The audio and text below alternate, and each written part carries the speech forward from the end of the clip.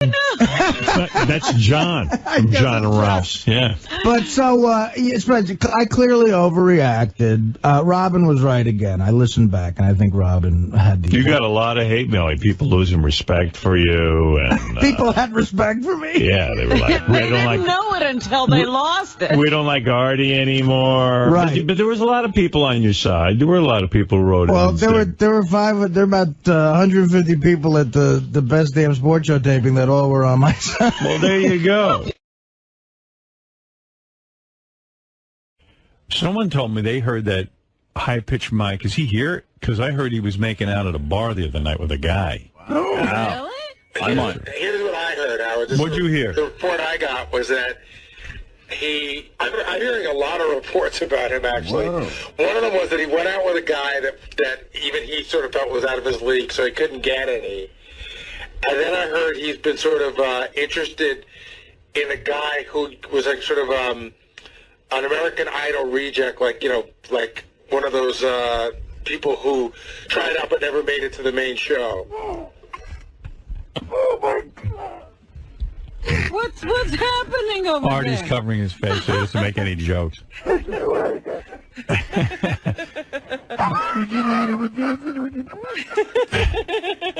So what are you hearing? You hearing any of these reports? We don't have a thing on this, but remember, this is a guy who would not let us into his apartment to see the television that everybody because wanted he didn't want you to find out he was gay. So, he's out of the closet. Well, I mean, what is his apartment decorated? Like, No, I can make. I guarantee you now.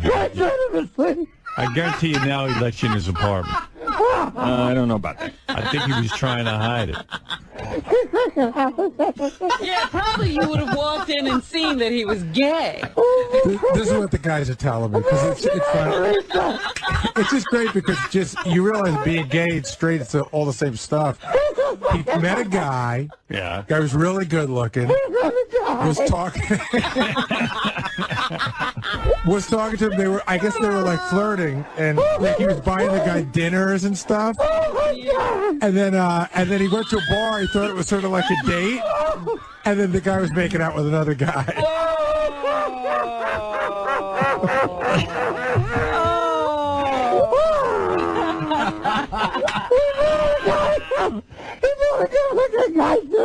Artie, keep your face covered because we don't want to know that you're really left.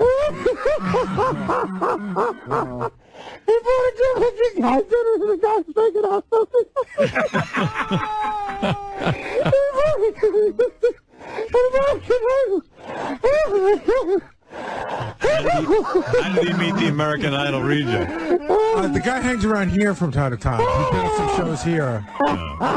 If you saw him, you'd know who he is.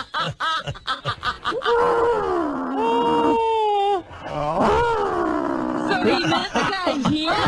Yeah, but I gotta tell you, he's getting brazen. He's getting brazen. I was in his office, and he pulls up this website a bunch of guys with their shirts off, like 50 guys, and he goes, Gary, see if you can figure out which one is my type.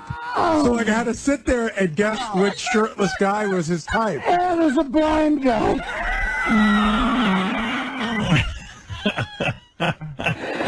He's got an office. Mike, I hear, is getting like radical gay. He no longer accepts straight guys on his Facebook page. Is that true? Wow. I don't know, but I mean, it sounds like he's sort of, coming into his own. Right. Facebook page.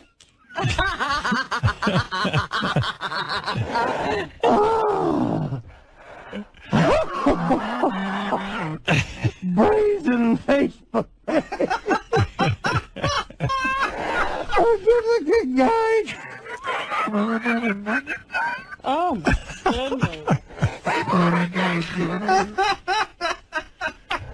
All right, compose yourself.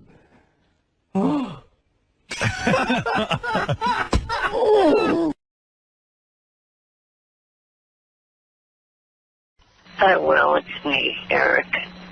Just wanted to talk to Howard about a couple of things. The fact that my life sucks. Of course, I won't be able to sit out on air. And I absolutely need you guys to take me serious about having you guys help me get a job. No prank calls from Richard Christie pretending to be some employer looking to hire me. What I need is the real deal. You know, I've appreciated, you know, the $3,000 that I've gotten from the show. This kid is 1 foot tall. He's in a wheelchair. And I don't know how to get him a job. I was going to say, what does he do? Does he do anything besides watch American Idol? I could be a solid gold dancer. Look at the voice. Doesn't he sound like an evil character? Yes. Like, I'll get you, man. I'm currently working as a picnic bench. So, since I've been Belly button out? calling in, yeah. it's 2002. You will work for me, digging up bodies. He will bring bodies to life. You will carry your little 1 foot frame into the graveyard. I will lower you on a piece of dental floss. I will work for you, master. I'll do anything for you, master. The old saying goes, if you give a man a fish, you feed him for one night. But you teach a man to fish, you feed him for a lifetime. That's what I need. Your job. Not exactly for you guys to All he wants is a fish, but for you guys to have Teach Send him how him to a can of tuna fish. Yeah, you can become a fisherman. That's what What if you use the man as bait? What does that get? Let's put him on a hook and throw him in the ocean. Teach him how to fish. Me rats and spiders to eat. I'm a midget philosopher. put me out by getting a job and getting more money than Get my what you coffin guys are ready. giving me. Open my coffin so I can be in it before sunrise.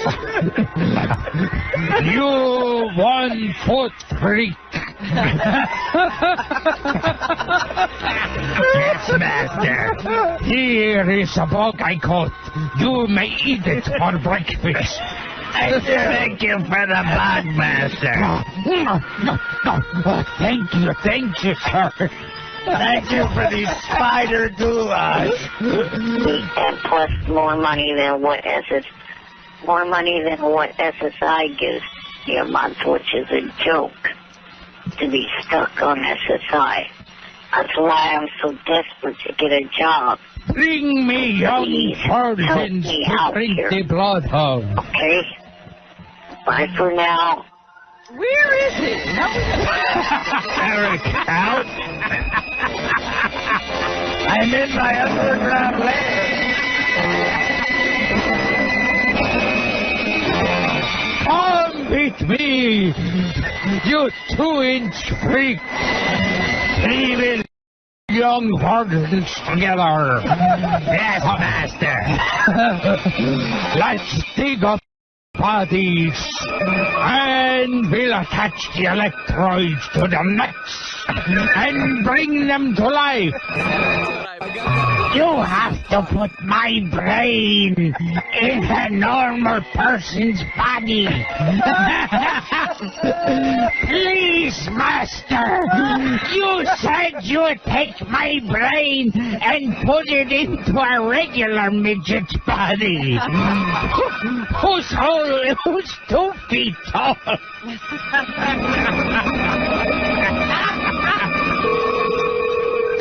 Hello? Yeah, can I speak with Eric, please?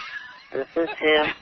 Hey, Eric, I heard you on the Howard Stern show today about looking for a job. I'm calling you about that. I called the office and got your number. Oh, okay.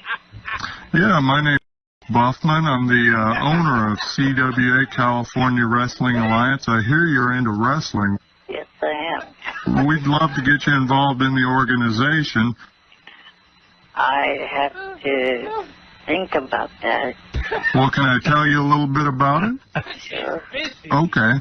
I have a character design for you that I'd like to tell you about. It's called the bat.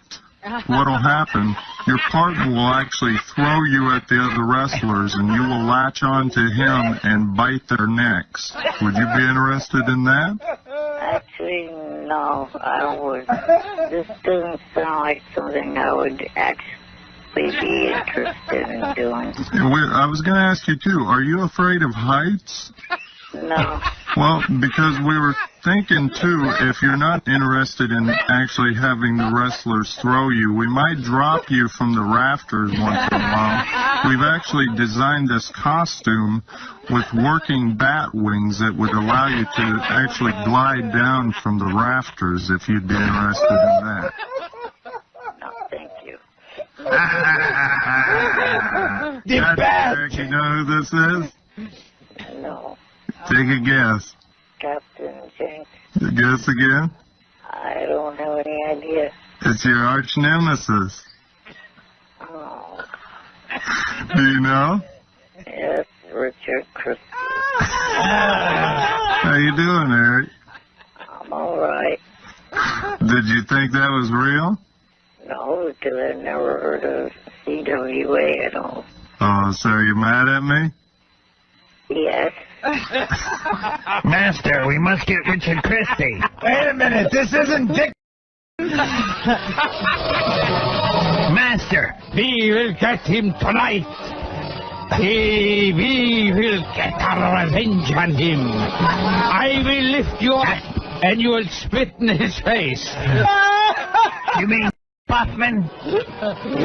No, I keep telling you, there is no Buffman. Why won't you believe me? There is no such a name as Buffman. They won't drop me from the ceiling. Buffman. I'll pick you up and you can bash him in the stomach. We have to get Buttman. Please, Master. You can sit on my head and then spit at him.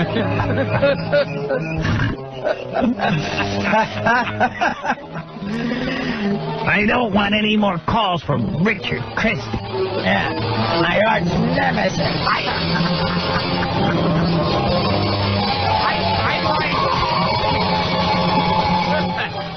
I liked when he said, well, I'm not sure. I have to hear more. We're going to drop you out of a ceiling with bat wings. By the way, Gilbert would have accepted that job in 2 seconds. They're going to throw you at the other wrestler. Gilbert's agent would have said, Where do I sign? Where do I... Where's the car picking him up? Well, what else could he do? Eric turned us down, so get you to it. Master, you're doing the paperclip. Hi, this is the toaster. This is Eric the toaster. I was wondering if I had any more Eric bits, but I don't know. They're too hard to find. I would love to see a character of the Bat, by the way, in wrestling. I would love that. That's a great idea. Somebody ought to take that. Here comes Superfly Snookum. Oh, the Bat! You better get me a job. Eric the Bat is latched on the Superfly's neck. You said you'd operate on me tonight and make me into a real person. I will, it's me, Eric. Instead, you tried to bring the Frankenstein monster. The fact that my life let's get out on there. And I absolutely need you guys to take me serious about having you guys help me get a job. I can be an erotic dancer. To Richard. I want to work in a strip club. Hey, where's my other Eric the Midget stuff? Is Chippendale still hiring? I keep dropping subtle hints that I need help with getting some Eric the Midget stuff. There's not one person. There's not a person out there listening. No, it's incredibly slow out there today. Yeah. I got it on CD, but I think there's some stuff where I called Gary the retard with Eric's voice on call. Oh, is that what it was? Yeah, that's what it was. You promised you'd put my brain in Webster's body.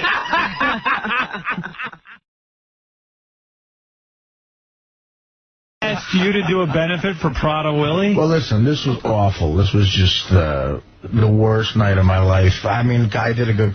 My buddy asked me months ago to do a benefit for kids, like do stand-up up in Boston. I'm like, yeah, I don't care. So I don't know what it was for. So we're on our way to Boston Saturday, and he goes, listen, man, I know in your act you talk about I eat a lot and you're heavy now, and you can't do that here. I'm like, why? He goes, well, you know what this is for? I'm like, no. He goes, this is for kids and, you know, the parents of kids who have Prader-Willi disease. I'm like, what is that? He goes, well, they don't have a 15th chromosome, the kids, and their brain doesn't tell them when they're done eating. So these kids will just eat and eat and eat, and they'll shovel it in and shovel it in, so don't do any food jokes. Oh, no. I'm like, oh, have food jokes. You know, what the only other thing I got is bashing the gays. I got nothing. Right. So I go up there, and there's an enormous buffet at the Prader-Willi buffet. Were the kids there with the disease? No, they didn't show, but the parents... If they saw the buffet, they go... Yeah, exactly. you have to tie them down. That's not even a joke. Like, they go nuts. They run towards the buffet, and, of course, I overeat at the Prader-Willi buffet. Right. And... like, I stuffed food down. I can't stop eating because I got drunk first and I couldn't stop eating. Like the disease. So, before I go on stage, they show a video of these children. 15-minute video. It's the saddest. Before I go up, I got to follow this. The saddest video you ever saw. What's in the video? And the video is all the children that have this disease and the parents struggling with dealing with them, and the parents look like they're going to explode with exhaustion. They can't. The kids don't sleep. They have too much energy, and they have to always monitor them because they won't stop. They'll eat themselves to death. And they're all real fat, right? They're all enormously obese. So there's the one they focus on is a 17-year-old girl who's 400 pounds. Mm-hmm. And the parents have to hire these enormous bodyguards and put padding up all over because when the ice cream truck comes by... Oh, no. When the ice cream truck comes by, what happens? When she hears the bell. What? What are you doing over there? What do they do? What do they have to do? When she hears the bell. Oh, my God. When she hears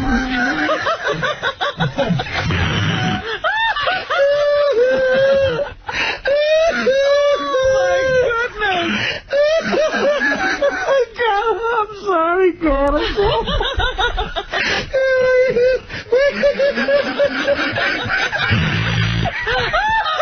The parents are sleep deprived.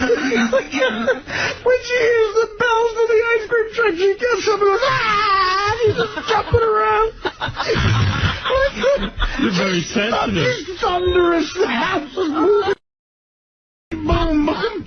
They hire these enormous bodyguards. You think there are guys that live there to tackle her? Yeah, well, they hire these guys who used to play for the Bears. Like Mike Singletary lives with them, and they have to tackle her. Oh, that's and there's all pads and they show a film of that, and then they go here. They show well, this is right. Oh God, they show a film, and it's so sad. It's like, and all the parents are there, and you know, it's heartbreaking, and. Literally, like, it ends with these kids maybe dying, and it fades. Oh, my God. It fades to black. I never heard of this syndrome. It fades to black. They did a whole special on it, like on They did. And how many kids have it? And I had seen the special. It fades to black. Yeah. And the guy goes, thank you. Ladies and gentlemen, from the Howard Stern Show, Artie Lange. Very sensitive, Artie Lange. So I go up, and every instinct I have as a comedian is to say, look, I have this disease. Clearly. Just to jump on the table and eat some rolls. But this huge buffet had, you know how weddings had to have carving stations? Yeah. I was at the carving station like all night, and I couldn't stop going. So my first joke was, I've been cut off at the carving station. And it like gets oozed, nobody, and goes, oh, is this guy going to make fun of eating? Like, boo, you know, people are booing. And then I just, I'm sorry. And then I'm working for free. It was a real awkward moment. Like, thank God, because they said thank you.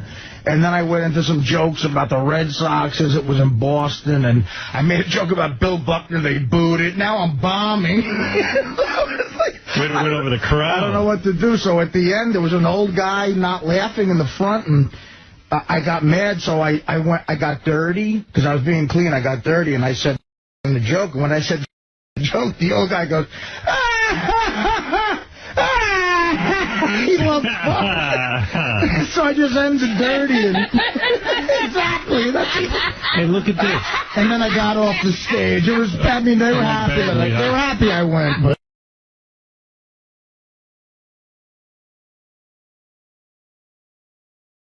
all right. Can I go now? So, yeah, but you do laugh at everything. I heard one of his favorite movies of all time is Look Who's Talking. True? I second for Hey, this. listen, I think listen. It's not one of my most favorite movies of all time, John Hine. I would give Problem Child 5 stars. No, I wouldn't give that 5 stars, actually. But I think it's a funny movie. What do you want from me? All right. Sorry. Listen, I like a lot of other... What do you like when the baby's talking? look, it's a baby. There's some and it's talking. It's a baby talking. Babies don't talk. Hey, look, it's a baby talking to 𝗛cie𝗄𝗿𝗍. They don't talk, babies. And the baby's sarcastic. How does a baby, first of all, how's a baby talk? Second of all, how did I know to be so sarcastic? And the baby's wittier than John Travolta. Yeah, smart kid for someone who just got on the planet 3 months ago. There's a quality... It's like De Niro laughing at Problem Child. Like,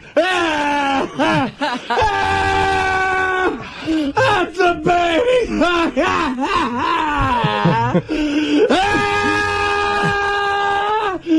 That's a baby talking to John Travolta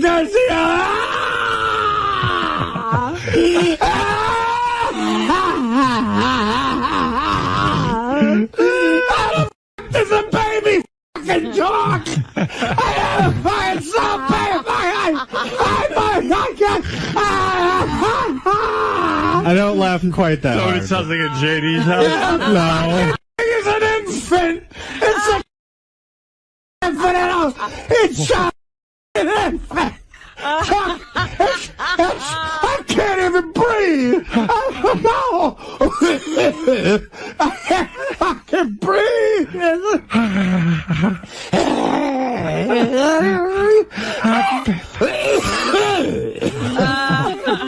It's a baby. I gotta call somebody. Have you seen this? Look who's talking. Well, guess who's talking? No, not an adult. It's a baby talking. I'm pissing and shitting myself right here. I've never shit from laughing. JD will walk in laughing at anything, man. Hey, look who's talking too is coming out this week. That's not. They didn't quite match. They ruined it. But I'm telling you, man. It's not funny. Why, they had the talking baby. Where did they go wrong? I don't know. I think Bruce Willis. I think Bruce Willis's voiceover work was funny. Sorry. Roseanne was in the second one, right? Yes. She was the baby. They ruined it. You don't like the talking girl baby? Who can laugh at him? Who would believe a baby would have Roseanne's voice? You didn't buy the premise? Baby would clearly have Bruce Willis's voice. Yeah. What a bunch of bullshit. I want my money back.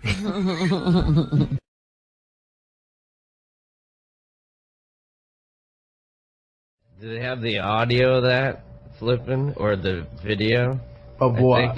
Of the actual, they're filming it. Oh, that's the other thing. Everything's on film. It's unreal. There's film of this.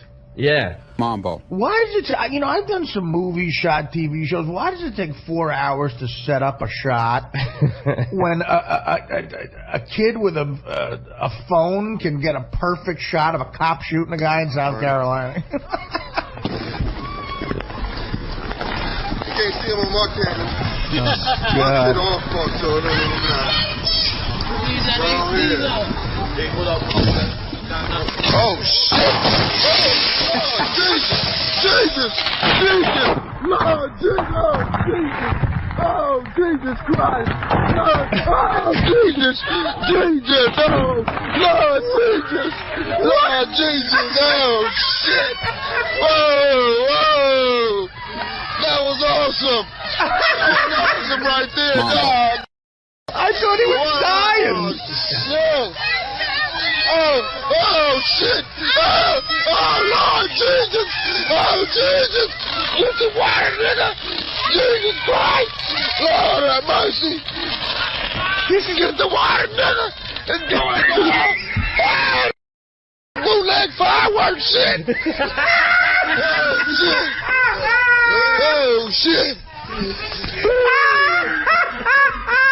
In the water! And bootleg fireworks shit!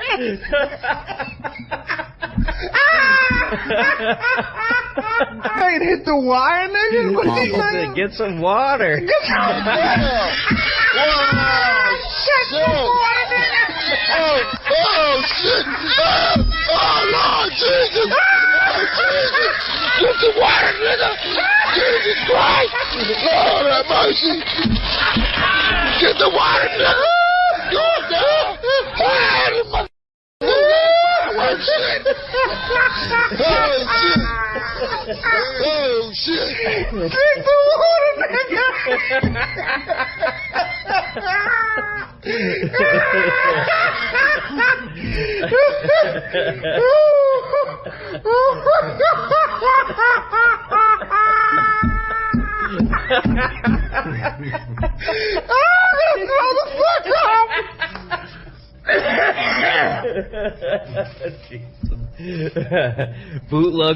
Bootleg fireworks.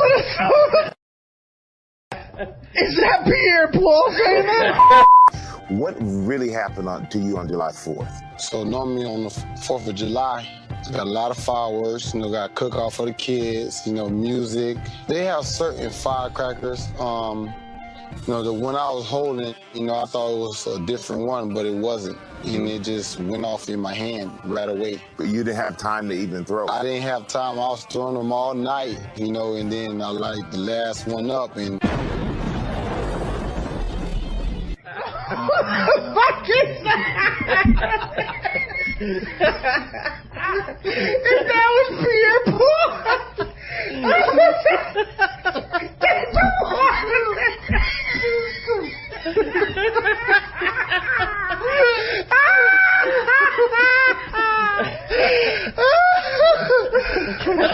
Oh, Lord Jesus!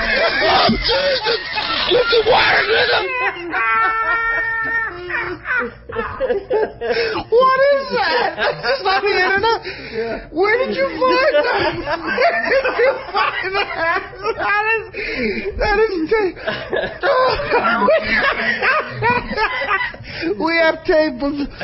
This is an Artie Lange podcast exclusive. We have tape. That's right. We have tape of Pierre Paul blowing his hand up. Play that again. Get the water, nigga! That was actually Trump. That's why he's in trouble. That was Trump.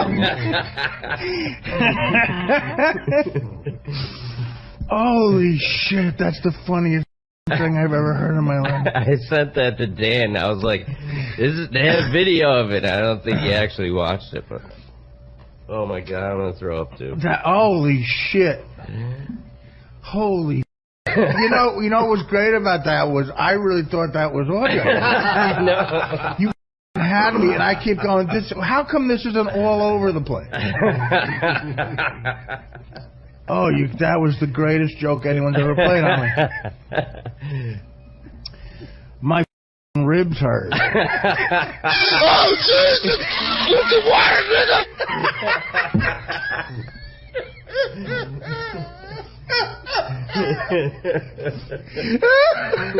That's it. You know what? That guy was the guy. We should all play that guy on the Hindenburg.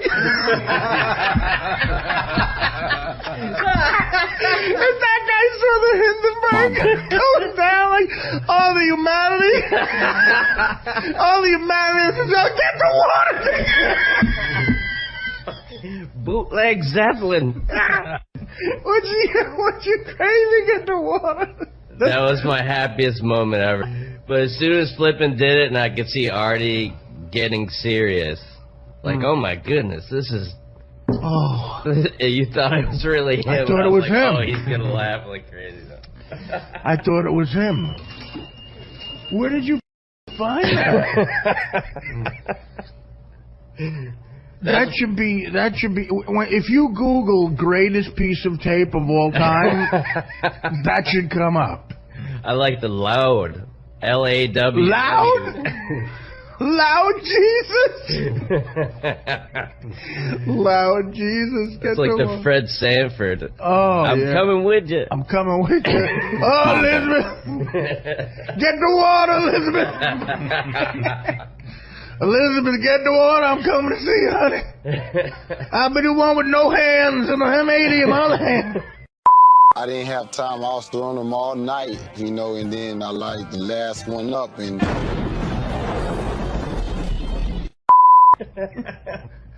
All right. I just like the look on your face when you actually figured out. Oh, no. Well, yeah.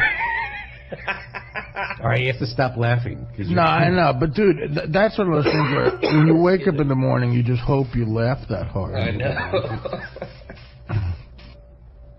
Yeah. Oh my God. Bravo, man. Bravo. The bag's on you. The bag's on you.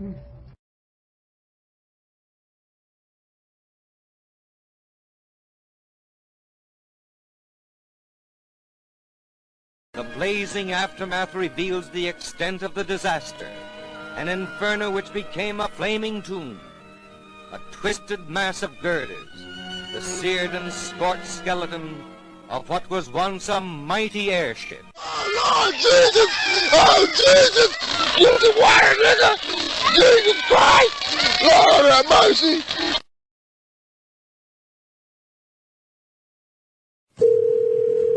Hello? Is this Sal Governelli? Yes. Sal Governelli. This is from Human Resources. I've been trying to reach you. You were on the wrap-up show this afternoon on Howard Stern. Right. And you made some offensive comments. We've had several complaints. One of the sponsors is threatening to pull out. Some serious employees who heard the comment are very upset. Hold on one second. Hey, this is Gary. Gary, I was calling Sal, Governor. Now, what happened here? Sal, I was standing there, so Sal didn't believe it was real, so I have to pretend that it's real, and then I had the phone back. I go, dude, you're in trouble. All right. Allie, because he was on the wrap-up show with you today, and he made some offensive comments, and we really need to rectify the situation. Right. All right, so so you obviously have some sort of an idea that you guys have in mind. Let me let you talk to Sal for a second. Okay. All right. Okay, yeah. I had to pass it to Gary because, he runs the whole thing, yes. I just wanted to make sure. He didn't make the comments, Mr. Governelli, you did, and so that's why we need to talk to you. Now, we want to rectify this. What we've come up with, there's going to be an emergency meeting today at about 3 o'clock, and we would like for you to record an apology, to explain why you made these comments, to express remorse for these comments, and we'd like it to be played on the wrap-up show tomorrow. But before it's played, they need to be approved at this meeting. So can you do that? It's really important. Sure. We're going to have to talk about doing some sensitivity training as well, and I think that'll be helpful. Okay. We've had several problems. Do you want me to address this as an apology? It's important that you explain why you said the comments and why you're sorry. Okay. Okay. Can you do it on a CD and I'll pick it up? It'll be easier. Yeah, okay, no problem. Okay. Not a problem. I'll take care of that right now. Thank you very much. Bye-bye. I appreciate your cooperating. My pleasure. Okay. Bye-bye. Will just told me that the reason Sal handed me the phone, which I didn't even know, was he got so scared he just handed the phone off. Right, that's what I thought was happening, but he didn't know what to do, and he gave it to you. So then what did Sal take? Did he write something down, or did he just... He walked into me and go, here's a CD for the 3 o'clock meeting. All right, here's Sal's apology. How silly is he that they would do this on the phone? Yeah. Hi, this is 𝗦𝗵𝗄𝗿𝗍. The very contrite It's funny already. It's funny already. This is how many times? Let's have a poll right now. How many times will we play this apology? All the time. Hi, this is 𝗦𝗵𝗄𝗿𝗍. And yesterday I said a few comments that offended a few people. And I'd like to extend my apologies for those comments. Unfortunately, I didn't represent myself properly on how I wanted to explain myself. I have a tremendous respect for all cultures and all races. If I did offend or hurt anybody, I again extend my most sincere apologies. Thank you very much for understanding, and I greatly appreciate your time. Wow. my only criticism. It's too short. Yeah, my criticism is on and on. They should have called him back and said, listen, you have to explain what you said and then what you meant. The issue. Oh, my God. I mean, he doesn't know how to structure a sentence either. The best is that Hey, middle Gary, part. Gary, when he comes back upstairs from Ronnie, why don't you say, listen, I got a call last night. I didn't want to tell you this from Human Resources. The apology isn't good enough. It's too general. It's too general. You have to specifically repeat what you said, explain why you said it. Right. And then issue an apology.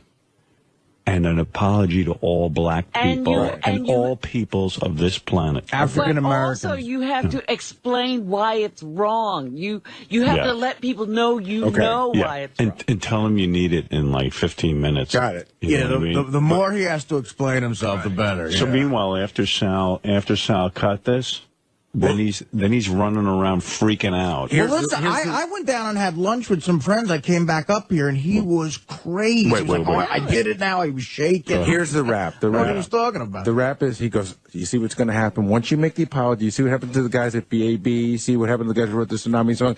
It's an admission of guilt. It's the first step. Gary, this is the first step. They're going to fire me. Once I make the apology, I'm done. Yeah, they're building his case. Here's his whole paranoid thing. You know what? It'll all blow over in a day. Nobody will even remember this. Gary said there's absolutely no talk about this tomorrow. Yeah, I don't think this will even come up tomorrow. This is crazy, though. Bullshit, man, man, what the Can't fucking believe this shit. I'm telling you, man, what the Well, don't let it stress you out. Don't let it stress me out. Human Resources, they're having an emergency meeting. This is another thing. When you apologize, you're proving that you're wrong. I didn't do anything wrong. I said she got drunk and had a black kid. In a normal circumstance, she wouldn't have done that. Whether it's black, white, Puerto Rican, you know what I mean? Yeah, but you say stuff like that all the time. That's what I'm saying. We played... You better not redo the black haunted house bit. Better not redo that. Dude, I'll be happy if I job right now. This lady was panicking, man. Oh my God, no. Well, I got your back, buddy. I know, like, you didn't mean anything bad by it. I didn't mean anything. The girl got drunk and had sex with a guy. But because I threw a black kid, people automatically assumed that I was being racist. Every day, man. Now an emergency meeting over this? I didn't have the kid, she did. She should have a meeting. It's like you said, man, women, just nothing but trouble. You gotta play this at the wrap-up show. How crazy is that? I just hope that Howard goes we got to let him recut one and go through and play it on the wrap-up show. I mean, we got to go with this all day. That it has to still be approved, and it's only approved at the last minute. Hey, Gary, is there a way we can tap in and listen to him recording? What? I'll talk to Scott about it. But in the meantime, we should just switch gears because he's going to be back up any second. But let me finish playing this. I got 48 more seconds. I got to hear it. It's till 12 tomorrow. I never even thought about that, man. That's a good idea. Maybe you should talk to Gary about seeing if Howard can, like, extend the show. So. Yeah, right. Yeah, that's what I mean. Then he's going to really think I'm nuts. Maybe he'll throw you a bone. What? This is... Oh. You gotta be kidding me. People are sensitive these days. It's terrible, man. I got black friends all over the place. Yeah, Kevin Lofton's a good friend of mine. I got black friends at home and shit. Wow.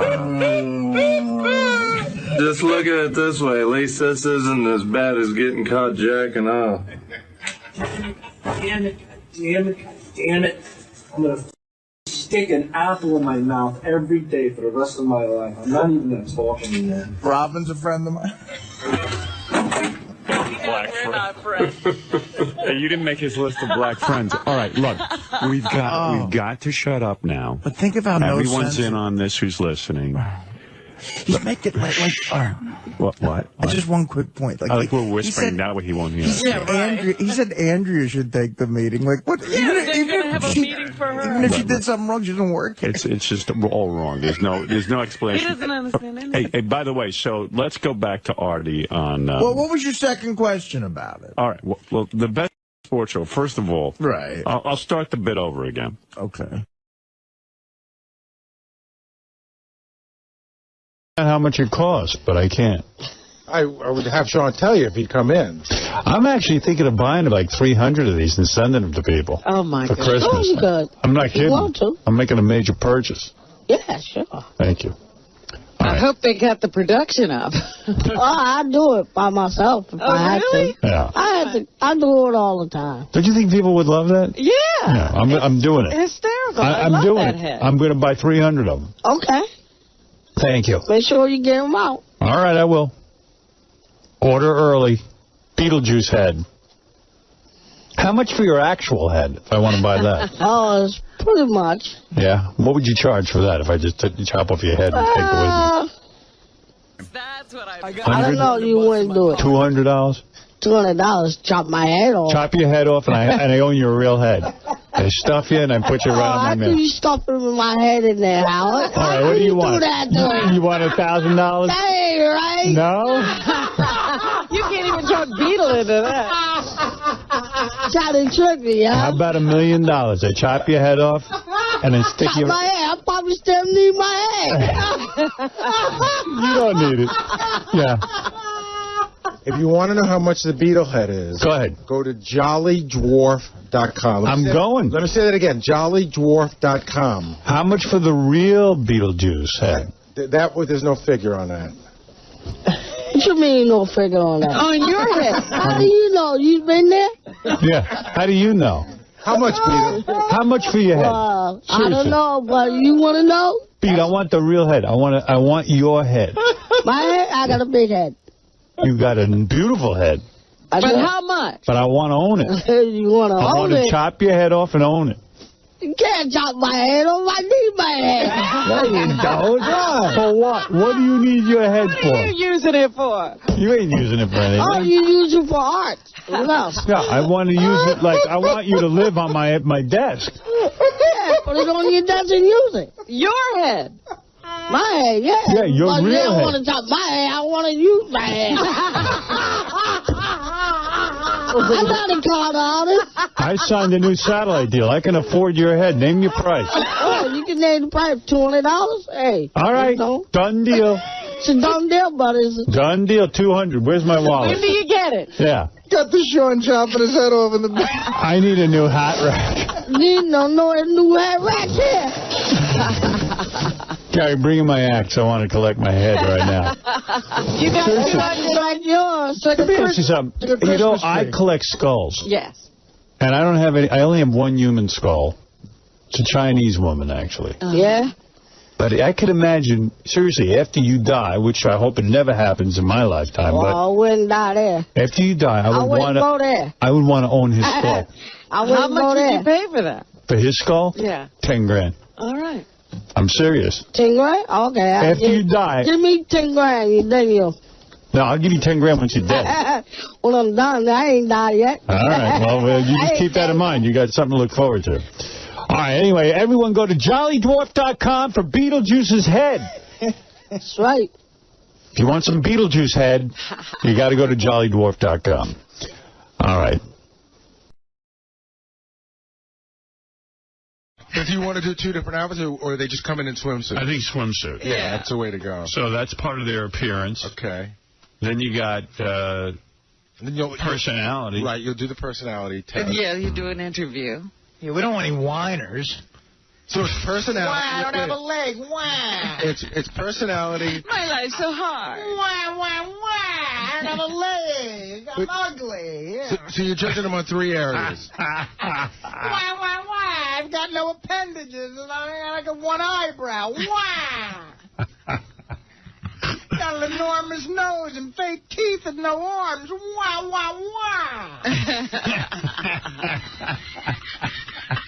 I've got 4 of my teeth knocked out. Why? I don't have a neck and I've got the flu. Why? I'm missing 2 legs and an arm. Why? My 2 eyes are different colors and I have no knees. Why? Yeah, you crybaby. Tell it walking, crybaby. Tell it walking. Look at me. I'm overweight myself. I'm dealing with it. One of the girls sent the tape. It was so funny.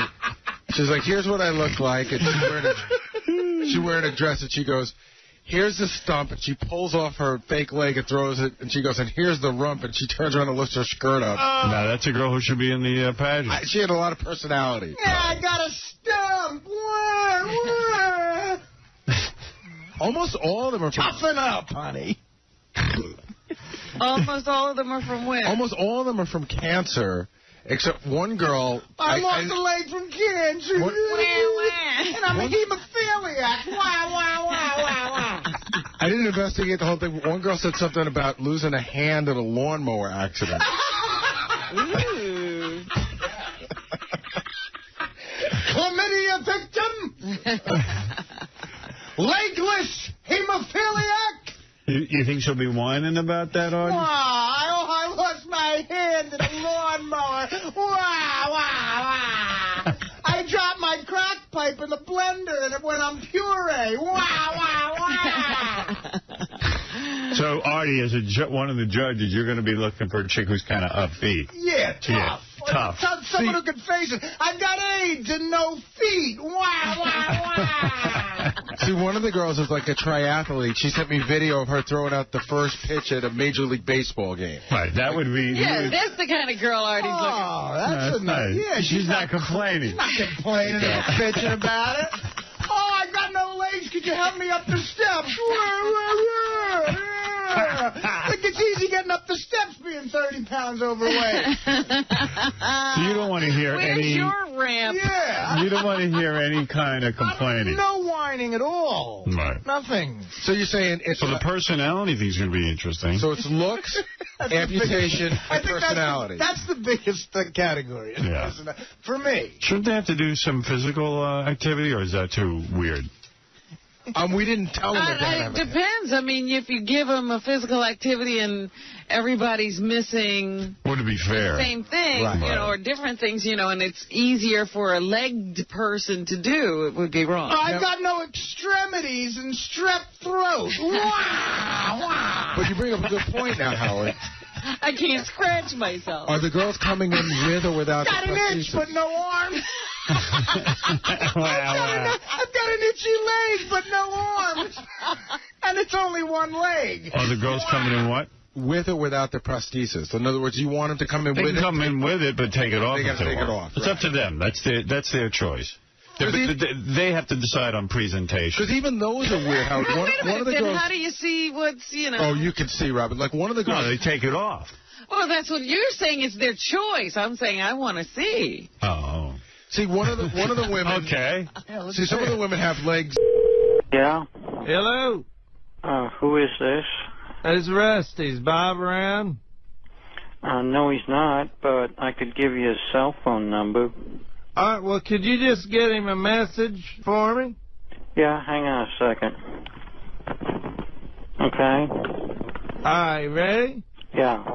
Well, he borrowed a movie from me about 2 weeks ago called 𝗦𝗵cie𝗄. I was just wondering if I could get it back. He borrowed a movie? Yeah, movie. You must have the wrong number or something. Why is that? Because he doesn't like those kind of movies. Why do you think he doesn't like movies? I guess because he's a Christian. Huh. All right. Well, write down the name of the movie so you can just tell him. It's called 𝗦𝗵cie𝗄. All right, I got it. And here, write down, because there's 5 of them. I loaned him part 2. Write down the movie stars that are in it. This one's got Jack Longrod.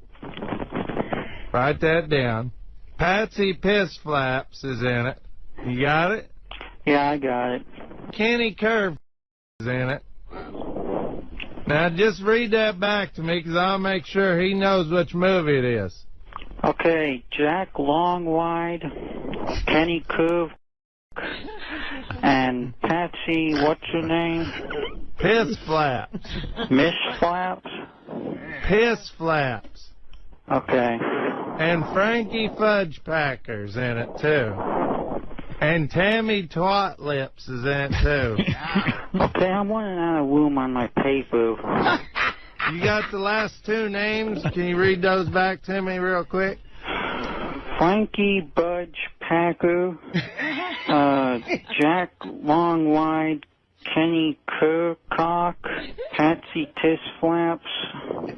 Yeah. To them? I just don't. I think it's like it's exploiting's not the right word, but doesn't feel right to me. To do it. Right, because you think something will happen to them. No. I don't deny I do that in that bathroom, and I told you I reserve that for no-show days. So here's a question. You guys here's are a question. Here's the time. No, here's the timeline. You guys are all liars. Hold on. No, I'm going to be the bathroom cop. Trust me. Everyone's bathroom habits are getting reported back on the air. Here's Jason. If I ever go at work, I always go in here. I never go back there ever. Okay, John. Okay. I mean, I will be keeping. You're trying to cast doubt on it, but why would I lie about it? Don't you have your work job? You're to lying do? right now because I saw you walk into the bathroom 2 days ago. Now maybe you're going in there to take a no, piss. I've maybe never, you're going in there to take a dump. Take a dump. That's what I'm saying. No, I pee in there all the time. But here's the timeline. Scott Salem in at 11:19, Jason Kaplan at 11:27, Benji in at 11:30, me in at 11:32. It's not me, I can guarantee, because I'm the one who reported. Well, based on Jason's logic, how can we prove that? Because I'd be a moron to report it. You could be a brilliant. So it's got to be one of the 3, and I don't see the timing working out for it to be Jason or Benji. I'm not bragging when I says it takes more than 3 minutes for me to shit. Like, that's an embarrassing thing to admit. Too. Okay. And it's not something I'm proud of. So when I come on here and say I couldn't have shit in 3 minutes, it's not how I go to the bath. That would be like an emergency shit. That means I ran in there, pulled my pants down, did my business, and that's just not how I shit. Wait, so Jason, are you saying now that you definitely weren't the shitter? I can't say that because I don't know if and when I shit on Wednesday. And quite frankly, I feel I'm the only person being honest when they say they can't remember their Jason, No, I remember. I can remember I didn't shit on Wednesday. I can't remember what I shit on Thursday. I can't remember if I shit on Friday. Here's the thing. I'm with Howard on this one. I can remember the last time I made a number 2 in that bathroom because I try not to, and there's an awareness of that it's not supposed to happen in there. Don't take this the wrong way. I'm at work here at least twice as long. No, I got it. During the day and during the days where there's no show, Thursdays and Fridays, okay? I believe my relationship with the office is slightly different than yours or Howard's relationship with the office. I spend more time here Monday through Friday than I do in my own house. So, yes, I have a different relationship, I think, with the bathroom and remembering every time I use it than I would if you're only here for 5-6 hours every morning, 3 days a week. Is the bathroom aware of the relationship? The bathroom is very aware of our relationship. And we're all aware of the relationship as well. Jeff in Pennsylvania, you're on the wrap-up show. Well, it just all goes back to the same thing.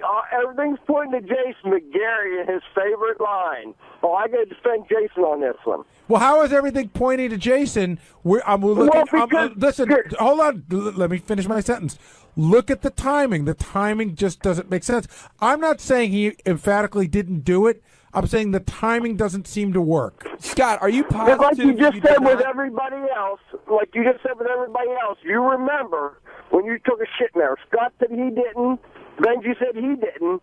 But you'll still say, I can't, I can defend Jason on this one. And you come in there and at least 15 times I can remember that was your first line. Did you have any gas on Wednesday, possibly? Nobody cares what you think. Let me clarify this. I didn't take a shit in there, but it is possible. About it. Right. All right, I'll swear on my kid's life I didn't take a shit in there. But it is possible that someone had violent gas. Yeah. I mean, do you ever? Did you possibly have violent gas? Did you ever have gas when you pee? Of course. Well, okay, there's the answer. But did you possibly have Is that what happened to you? Is that what you're saying? No, I didn't shit. When you pee? I don't remember. Gas, I don't remember. I know I didn't shit. Okay, I can tell you I didn't shit. This wasn't a cloud. This was a wall. I didn't shit. Do you know the difference? You walk into a fart cloud, but then it's it's a cloud, and you can move away from it. This was a shit wall. Well, I didn't do it. John in Cleveland, you're on the wrap-up show.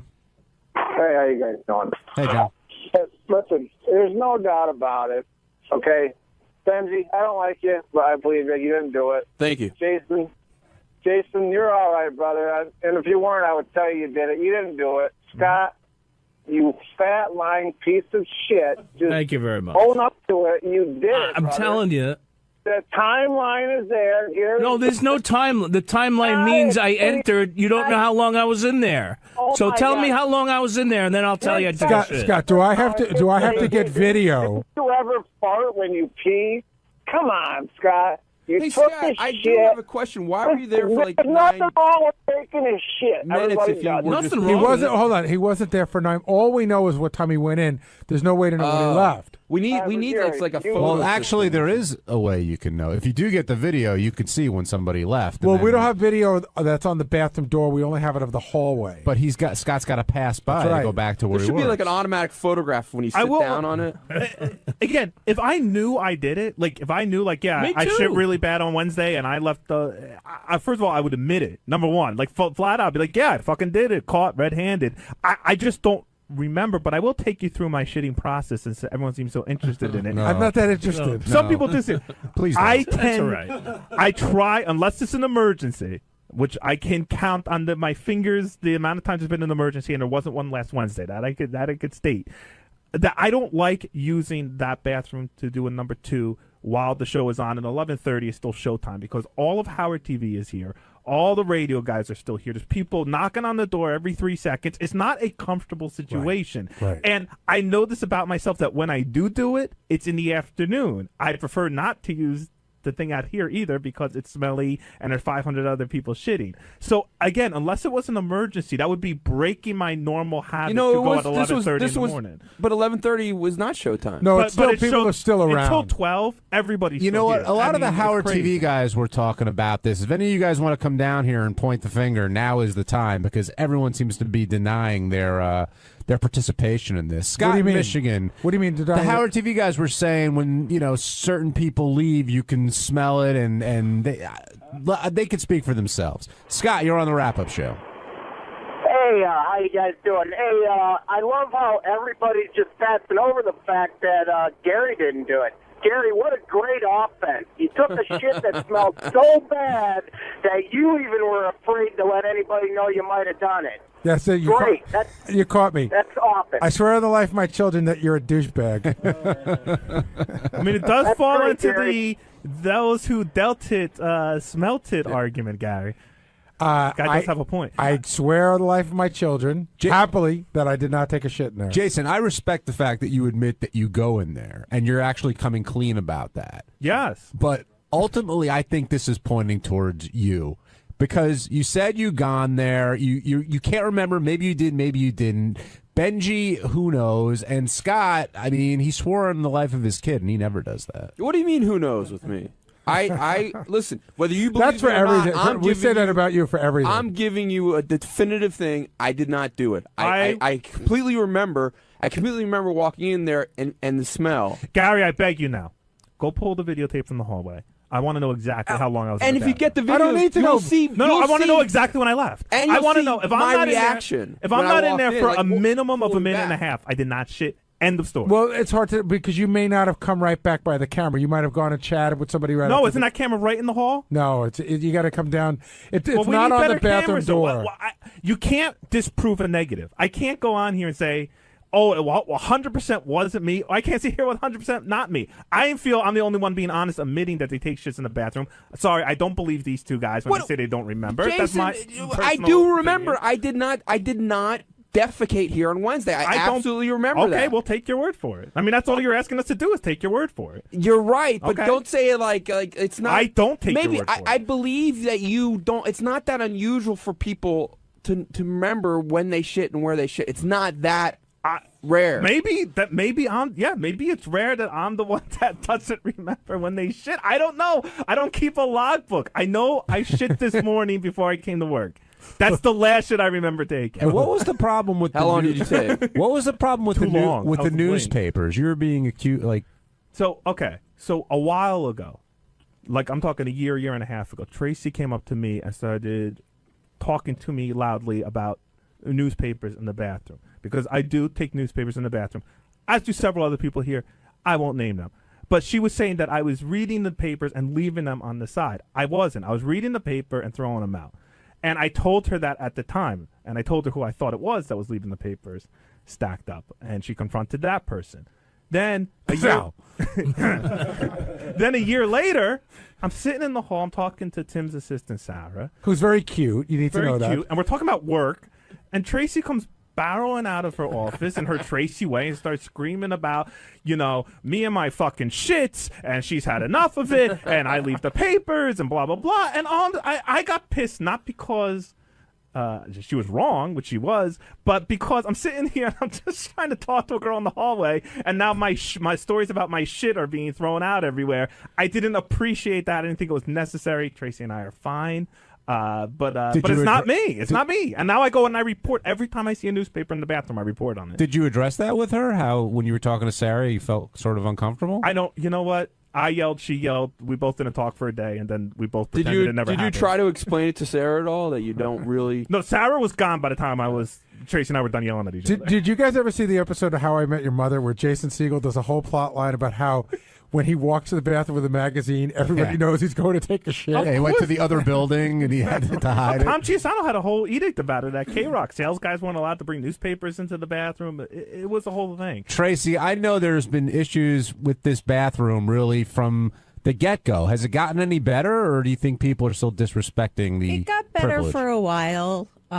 People were paying a little more attention when they were leaving, cleaning things up off the seats. But like last week, I mean, the pubes have started all over again. There was just urine all over the floor. And How's I that know how is that people saw it. possible? So it was all over the inside of the you could see the urine. Like all you had to do was walk in and you could see it on the floor. Both Scott and Benji do say they pee in the bathroom all the time. They're on record for that. Not me. Trace, what was this issue you had with Jason? God, I don't even want to call it an issue because it's not anymore. We've discussed it. It's gone. But basically somebody, and Jason says it's not him, so if he says it's not him, so be it, goes in there, takes the paper, and then leaves it in there after they shit. That's fine if you want to read the paper in there when you shit. Many people do it. I get it. But take it with you when you go. Nobody wants your shitty paper. Don't leave it in there and tell me, oh, this one's going to want to read it. That one's going to want to read it. No one's going to want to read it. And I know this because they pile up. And by Friday, there's 5 papers sitting there that no one has touched because they're shitty papers. And nobody wants to touch a shitty paper. So whoever's doing this isn't performing a public service like they think they are. No, they're being lazy. And because they can't put their hand 3 feet to the left and stick it in the dumpster. They have to leave it on the the counter. And after Tracy and I had this incident, I started to report to her every time I saw a paper left. And you know what? Again, not to sound like a snob, but they're all USA Today's. And I mean, I'm fucking wasting my time on that Sure, shit. I don't read that paper. They actually, I have to say, though, they became USA Today's after we had the discussion. Before that, it was the New York Wow, Post. that is some master. Well, I get I get my New York Post electronically, so it would be on my iPad. Okay. Daily News would be the only one I don't get. I will tell you how little a sense of humor Tracy has when it comes to the bathroom. She complained to me once that there were pubes in there, and I cracked a joke that she did not find funny. And I said, hey, if you shake the tree hard enough, a few leaves will fall off. She's like, that's disgusting. And Tracy, you're just disgusted by all this, yes? Just your bathroom habits. Just, if you're at home and, your wife cleans your bathroom, your cleaning lady cleans your bathroom. I'm not your wife, I'm not your cleaning lady. We do have a maid at night, and I get it. That's what she's there for. But that's at night. We're there all day from 6 a.m. on. By 12 o'clock, it's disgusting. It's disgusting in there. I'm way more put out by the piss on the floor than I am by the shit. It was gross. Yeah. I mean, listen, lean down and use a fucking towel and clean it up if you can't. I'm still put off that we found a pebble there once that we could never identify who it belonged to. A pebble? Yeah, we found a little shit pebble. You don't remember that? Oh, a shit pebble. I thought you meant. Can we just take a step back for a second? It's one thing to shit, and I'm not trying to get this off me because I still don't think it was me that did it, but it's one thing to shit and leave a smell.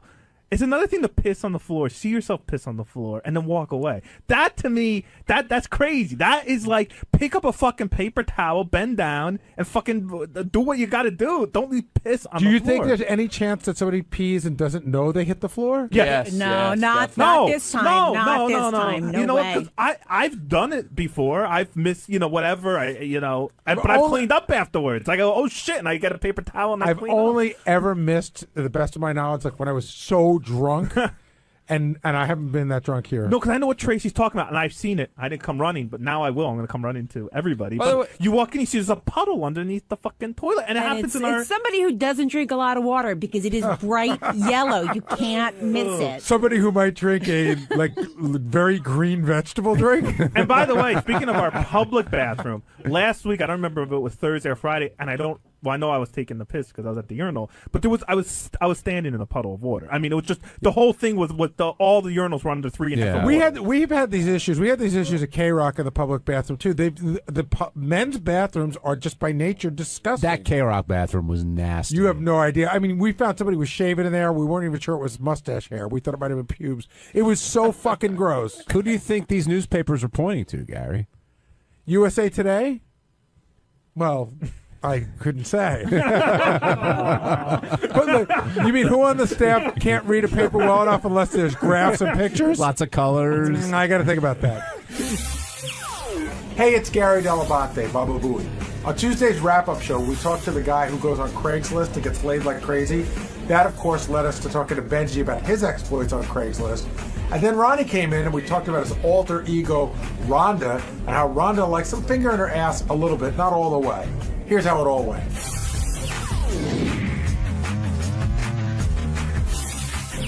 Our guest on the phone today, Aaron, who was the conqueror of Craigslist, I guess, and he talked about how he's not a particularly good-looking guy, but he knew how to play this game very well.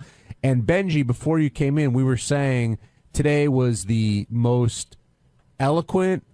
You were right on mic. You're an expert in this field. You took the straightest line to get to your point. Yeah, right. That came across very clearly. But you seemed, could you vouch for him in a sense? Like, do you believe everything he said was true? All of his stories, all that stuff can happen. Absolutely. And it's like I said, it's if someone wants to figure it out, it works.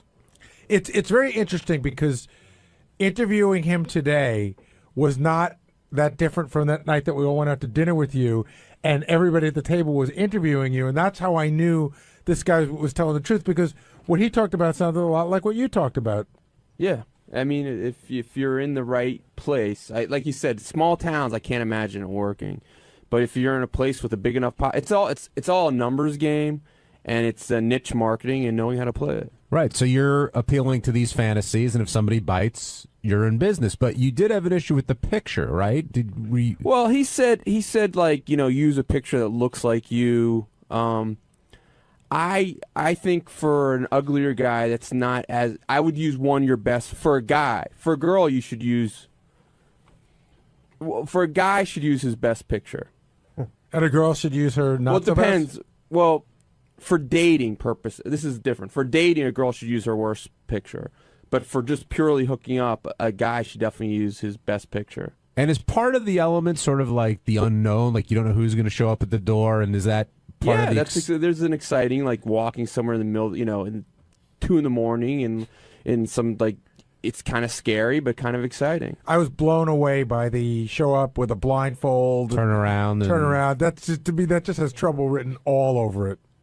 Have you done something like that? Yeah, you did. Yeah, I would wait blindfolded and no, but I've told the guys here before, and this was years ago, and like I played into girls like rape fantasies, and I was always very worried. If you go to what if someone's, which now there's been several cases where people have set people up and they've gone to the wrong apartment. Right. How can you prove your innocence?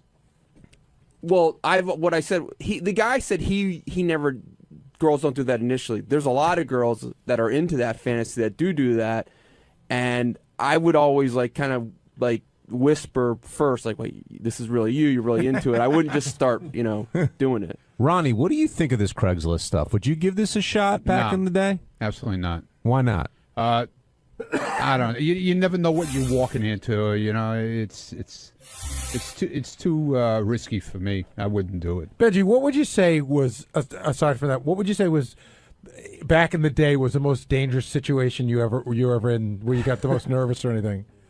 In projects, not once in the apartment, but all of a sudden you realize, between floors on the elevator, that people coming in and out of the elevator, that can be very scary. Like you'd be in an apartment on a street with 3 digits and on the 44th floor? Yeah. Did you ever turn around in the middle and say, I can't go through with this? If I met the girl and the girl was something was really off about her, absolutely. But what would be off? What would scare you away? I'm not talking about if you meet a girl and you didn't like her looks, that I get. Have you ever not had sex with a girl because there was hairy stomach? No, there was something that scared you, or something that what did he call it? Your spidey sense should go on. Is that what he said? No, it was usually more about looks. Always, if the girl's hot, I could get through fear. Did you ever walk into a situation? You walked in, the girl was real hot and everything, and you found out she had a cock. No, but I Have you, Ronnie? No, I'm just asking a question because anything's possible because you get the transvestites who. Well, no, but I had been in kind situations. Of stuff too, I talked about once on the air where I got there.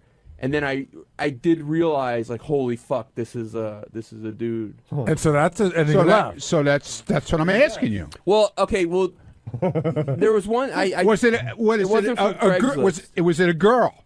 You thought it was a girl? There was a situation years ago. I talked about this. I called in the show before I worked here. This was before Craigslist. This was from a phone line, and I went to the apartment in the middle of the night. Oh my God. And I was sitting on her bed, and all of a sudden I realized this is a guy. All of a sudden I was like, there's no way this isn't a guy.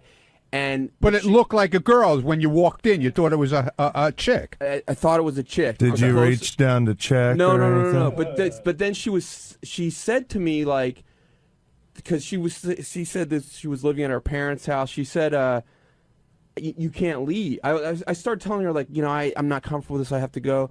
And she's like, my parents will wake up. You can't leave. And I just started getting really scared. So what'd you do? I started talking about my girlfriend. And I said I had a girlfriend. And I felt so bad that I was cheating on her. And then this guy is starts oh my God, that's so sweet. And he's cradling me. And I had to just sit there for a couple hours and talk about how guilty I felt till my parents. Was he a big guy? Could he have raped you or something? Or? No. Did you feel when you were in the hug that if you wanted to leave, it would be difficult because of the strength? I started getting scared because I started looking around the room. There was all kinds of satanic symbols. Oh my God! Skulls and. See, you should have looked at that before you got. Yeah, you didn't notice that right away. Hey, Ronnie, beforehand, we were talking about this when you went in as Rhonda, when talking with JD, and the finger in your ass came up. You always clarify and you make sure that everyone understands what you're talking about. Why is that? What do you mean? Rhonda kept talking about the way she likes a finger in her ass, and I found that very amusing. Got to go in easy. Not too tight. Yeah, well, you don't want you just shove it in there. I mean, you know, you gotta be easy, right? Right there, JD. I don't. You tell me. You're the expert. Well, I'm Rhonda. No, I don't know what the hell you are. Does there have to be lube involved, Rhonda, like with a finger? No. Or dry? Yeah. Okay. Yeah. Rhonda. And yeah. fingernails, make sure you clip your fingernails. And file them. JD, is this all too creepy for you, the Craigslist thing, or because it sounds like Benji said it's pretty much a sure thing if you play your cards I know, right. and I've had friends. You know, I've seen the girls. You know, they ended up hooking up with them, and you know, it's just not. I'm just not into it. It's very. I'm very leery of the situation. It's like, you know, the guy that called in saying a guy ended up showing up to his room. Like that's what I would think would happen to me, because I know my luck.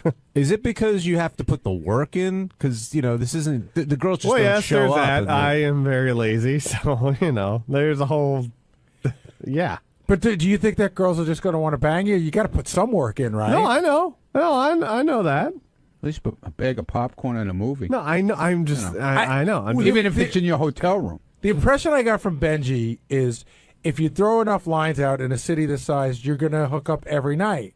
So how come you don't want to throw the lines out? Huh? How come you don't want to throw the lines out? Just I just don't, and you know, because I don't think I would have Benji's luck, and you know, I just. But I don't think Benji had luck. I think he was just throwing a lot of lines out. You know what I mean? I think I'm good at once I was talking to a girl, but it's much more. And now JD, I think, should just do Facebook. I mean, there's chicks that love him that he could easily, if he wanted to date or want to get late date time, he could. I'm not saying I. Of course, I've had chicks off Facebook, and I don't really need Craigslist. I think JD only approves girls as friends on Facebook, right? For the most part, yeah.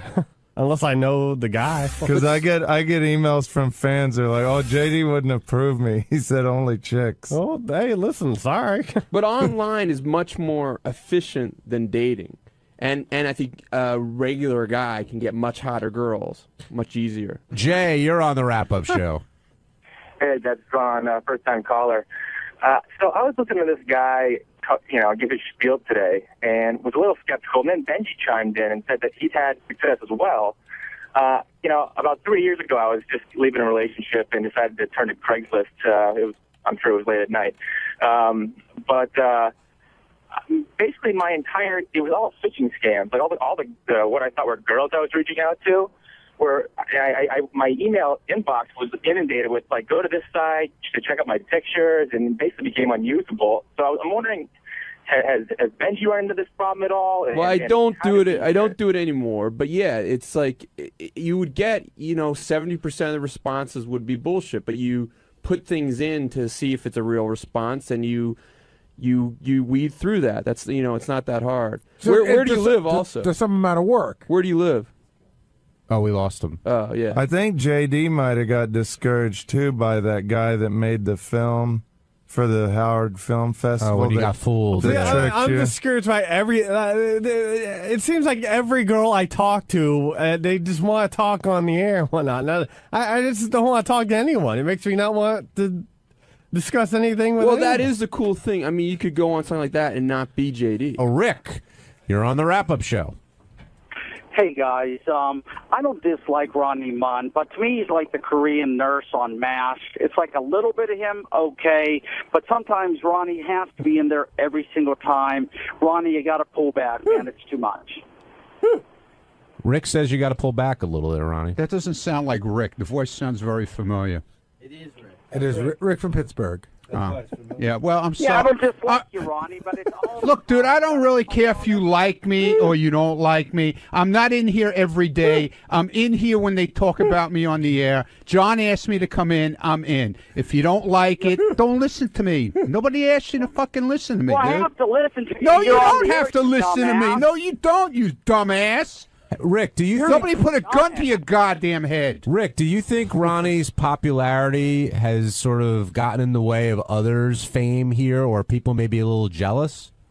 I think his popularity is a myth, and I think he's taking too much airtime. And for Sal and Richard, I wouldn't try. Dude, I was invited in here, you moron. I don't come in here every day. Too much, Ronnie. Well, too much of you, Rick. Go get a fucking job. Gary, do you think Richard and Sal may be jealous of Ronnie's ascent? No. I love Ronnie. I was cutting up isolated Ronnie yelling clips today, so we're big fans of Ronnie. We just put together that great funeral bit about Ronnie.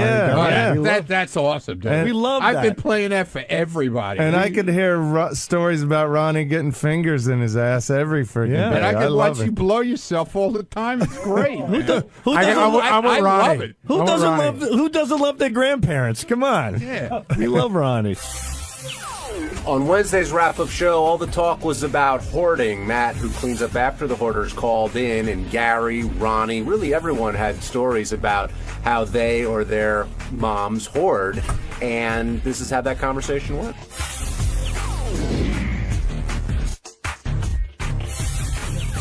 We learned a lot about hoarding today and the perils of hoarding, and we're going to dig in here and see who, besides Gary's mom and Ronnie's mom, falls into that category of major hoarder.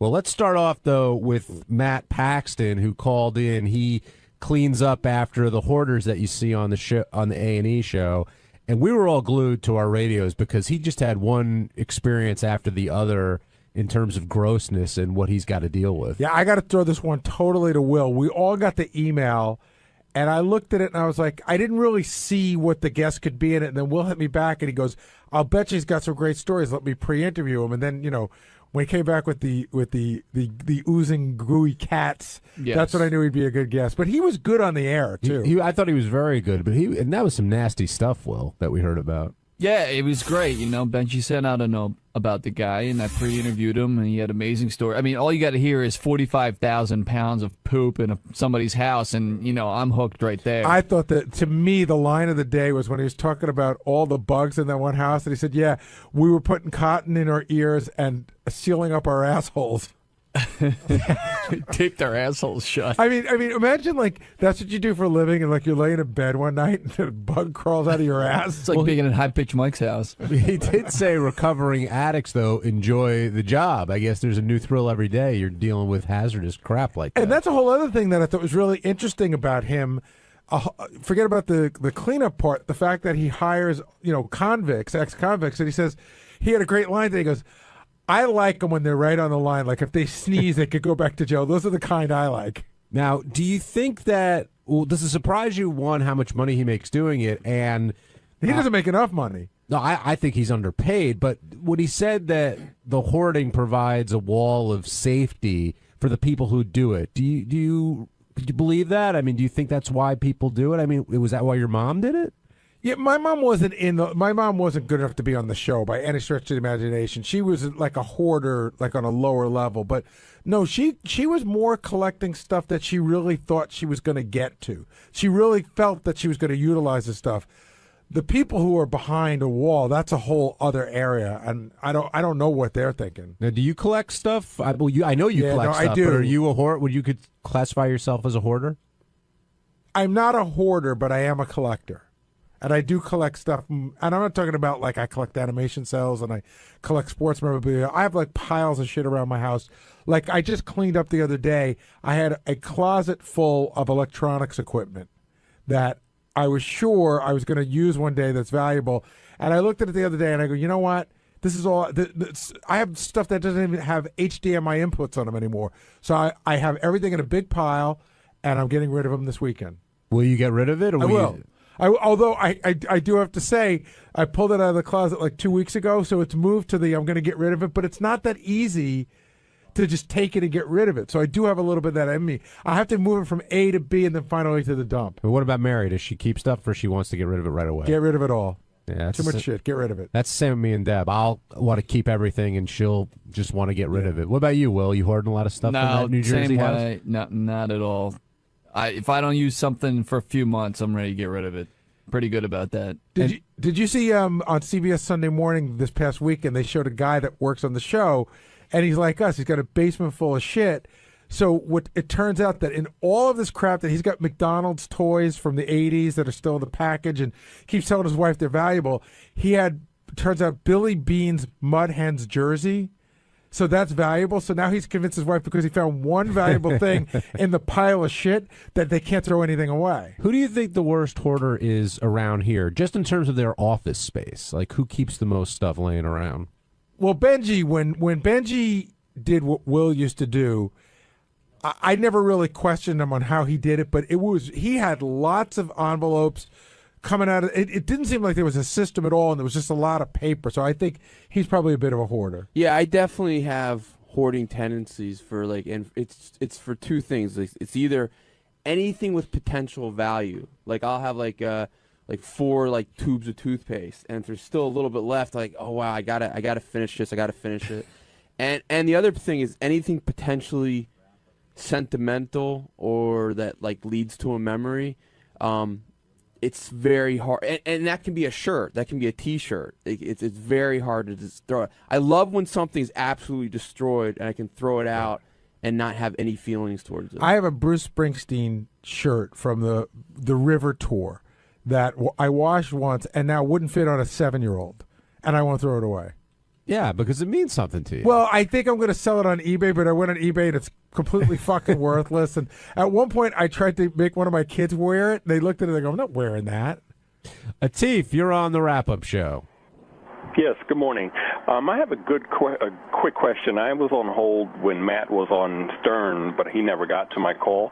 And I'm really curious, and maybe one of you guys can answer the question, how does hoarding equate to filth?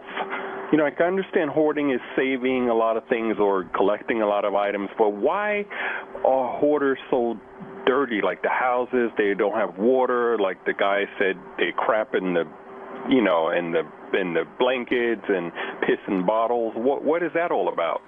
I can tell you this much: with my mother and the guy I was talking about, my friend's father with all the Maxwell House coffee cans, and even Ronnie seemed to say the same thing. They weren't dirty. They collected stuff. They hadn't gotten to that next level. Like my mom was very clean, and if she found something that was dirt, always won out over hoarding. If she would have found where the boxes were, and there was mouse droppings there, she just would have thrown it all away. My guess is the guy he was talking about that has feces literally all over his house. My guess is that's not a hoarder. That's just because I bet they're not people that are saying, oh my God, you can't take away my feces. I might need this for something, or I'll forget something. They're just a casualty almost. I would think of something else. You know who the original hoarders were? Remember that movie Grey Gardens? Those people that were the Jackie Kennedys. They had this house in the Hamptons. It was this beautiful house, and you couldn't. I don't know if you ever saw the movie, but newspapers piled to the ceiling. Al Goldstein was a big hoarder. I went to his apartment once. He opened up a room, and it was all pieces of watches that he was working on repairing, but there was no sense to it at all, and it was a room that had been rendered useless because of all the shit he had put in it. And is that the two New York brothers you were talking about? I was reading about them. They're like the famous hoarders. One was crushed to death by crap in his place, and the other one literally could not get out of the apartment and starved to death. That's crazy. That's a whole other place. Thanks for calling in, Atif. Mike in Illinois, you're on the wrap-up show. How we doing this morning, guys? Good, Mike. What's on your mind? Hey, Gary, I was just wanting to know, there's difference between a hoarder and a pack rat. I'm a pack rat. My house don't look like what the hoarders do. I keep a clean house and stuff like that, but I'm constantly keeping a hold of stuff because I always think that I'm going to use it, and my mentality is the minute I throw it away, the next day I'm going to need it for something. I think a pack rat, I thought my mother was a pack rat. To me, a pack rat is a hoarder in training. Okay. It's like the minor leagues of hoarding. Yeah. Well, that's what I'm getting at. With you, you say you got the electronic stuff. That's more of a pack rat type deal. Well, yeah, except for the fact that I can't get rid of it. I mentally can't get rid of it. Now, with the people around here, we talked about Benji a little bit, but the two names that kept coming up in the back were JD and Scott Salem. Now, maybe that's because they have their own spaces and they can put stuff in. I know JD, and Robin was the third one with her extra office or annex or whatever it's called. We should look in there, by the way, and see what it's become. We haven't. I mean, I had that thing bare bones. I'm curious what it's become. But do you think any of them have hoarding tendencies? But JD's got a lot of stuff in his little room there. JD's not a hoarder. He's messy, which is a difference. He doesn't like to save stuff. He's just too lazy to throw it away. I don't think JD's very attached to any of that junk in his office. Now, how does this translate to people's homes? Like Benji, you've talked about your apartment used to be. I don't know if it still is. It's not. It's much. I've gotten much better. Like New York kind of forces you to get, like not to be. It's You're saying very you're hard better to be, since you moved to New York? Because I went to the- your apartment once and it was pretty hoardish. Oh, really? It was like boxes and boxes of his. That's I've what he got- does. He saves his jokes that he writes on the show. Yeah. Right. And there were literally maybe like 6 to 7 boxes piled on top Oh, of it each got other. to the point of like there's 60, 70 boxes. I'm saying, yeah, all over the apartment. There was little mazes to get around. But is there any order to it? Because if there's no order to it, then it's useless. Not a lot of orders. Like I told you, Jackie But I've had his. gotten better. Jackie had his in loose leaf notebooks, and he could go and tell you jokes he wrote on the day that so and so was here. Whereas Benji just seems to have them piled up to the ceiling. and they're pieces of paper that say like toothbrush on them. Right. And they're meaningless. See, I got the jokes. Oh, you like that one? Eh? But that's what Stuttering John had a drawer full of his jokes that were like that, and he went to go ask Tom for a raise, and he just pulled out the stack of papers that were all over the place and threw them on Tom's desk, and goes, "These are the jokes here." Tom picks up a piece of paper and it says like hairbrush. Yeah. It's like, I don't even know what this is. Ronnie, you experienced this firsthand with your mom, and are you a hoarder yourself? Do you hold on to that stuff? Absolutely not. Because of what you experienced with your mom, or you've always been...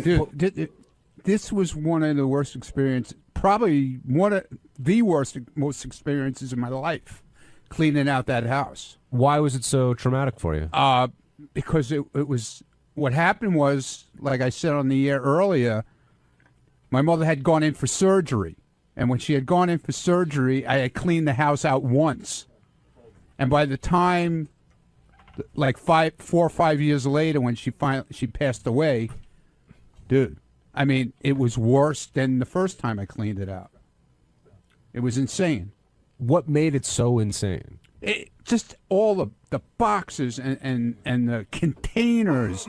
And what I never got to, after the second part of the journey of the cleanup, she became obsessed with QVC. I had so much. I could have opened up Joan Rivers jewelry store. I'm not kidding you. I took, no lie, 5 boxes of QVC jewelry.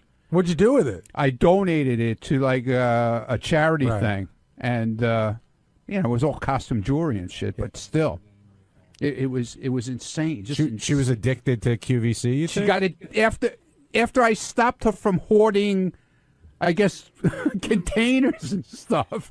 She started with the QVC thing, and every time I saw her, she would have 15 rings on.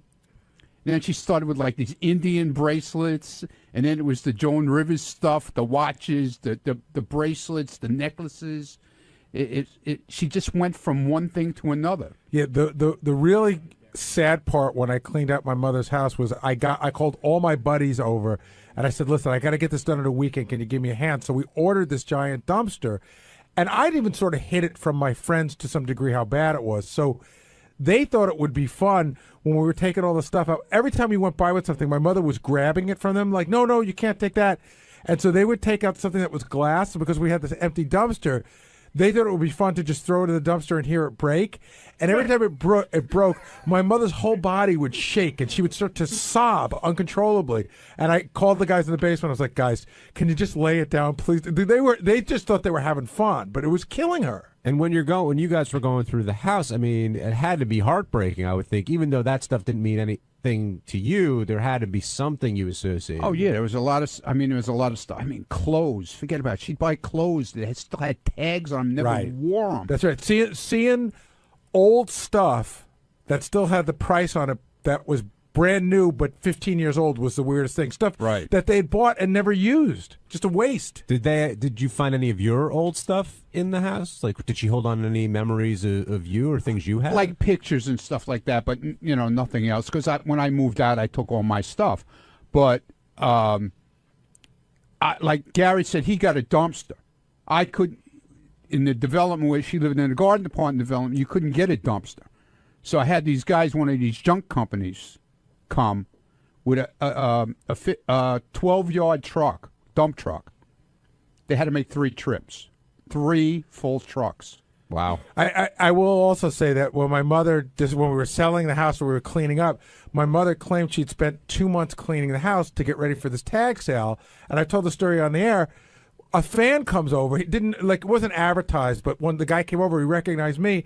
And I had to chase him out to his car. He had bought all of my school pictures from grade 1 through 6 and a bunch of my report cards. And I was like, dude, those are mine. I said, Mom, I thought you cleaned up. This is like all my shit here. How much were your photos going for? I don't know, but I got it back, which I have now, which would have bummed me out. It's fun to have my school photos. I showed them to my kids. Well, not only that, but in this day and age, there would have been a whole Gary and high school webpage put out with all your pictures plastered The classic everywhere. story we talked about the next day, the guy called in.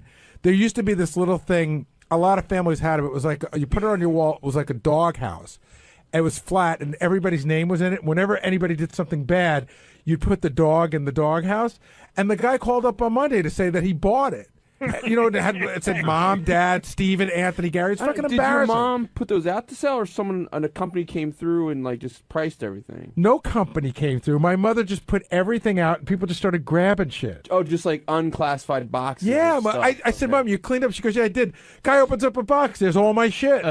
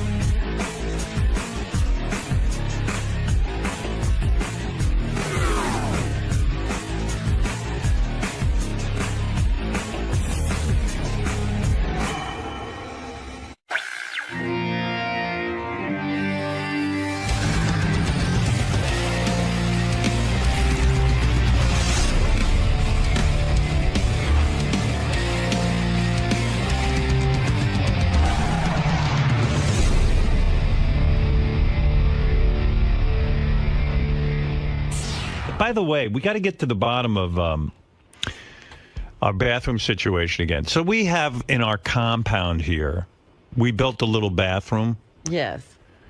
For guys who like Howard TV and stuff, and some of the guys who work in the office, so that they can. What is that, Gary? Gary, it disrupts me when you walk in like that. I'm sorry. I thought you knew. I have the log for the bathroom. Oh, okay. Anyway, so we have a little bathroom. There's a main bathroom out there that all of Sirius uses. And I've been thinking about it. The little bathroom should just be for peeing and washing up, not shitting. If you have to shit, go to the main bathroom. How's that? I think you've said that before. Yeah, I mean, it's, you know what it is? The little bathroom we built is right here in the hall. It's right on top of all the people. And if someone runs in there to wash their hands or to pee, and you shit in there, it stinks to high heaven. I've run into a bomb in there. Yeah, and and then when you come out, people think you took the shit. Right, I want to announce, hey, that wasn't me. Well, anyway, last week, Benji came running out of the bathroom, and he said to Gary, look, it wasn't me. The room smells like shit. He went in to pee, and he was afraid he was going to get tagged. I came out and I said, I ran into a bomb, and I'm getting a log right now to figure out a log of who went in. Right. To figure it out. And Benji goes, hey, I just came out. I smelled it too. It wasn't me. Right. So we narrowed it down to 2 people who shit in there. It was either Jason or Scott the engineer. Now, I'll tell you the trajectory or the timeline. Let me the timeline. Okay. All right. What time did Benji come out of the bathroom? I don't know when they come out. I only know where they went. Benji went in at 11:30. Okay. But he couldn't have been in long because I went in at 11:32. All right. So the chances that Benji shit in there Are low. are low. Slim. Right. All right. So then Jason went in before Benji. Right. He went at 11:27. All right. So he was in there for 3 minutes. Right. All right. Now, before him was Scott, the engineer. He went in at 11:19. 11:19. And when did Jason go in? 11:27. So that would have given him 8 minutes to shit. Right. I think it was him. My guess is, if I was a betting man, that Scott, the engineer, took a big dump in there. I will tell you, if he shit at 11:19, it still reeked at 11:33. Yeah, well, it would. It's a tiny little room with no window.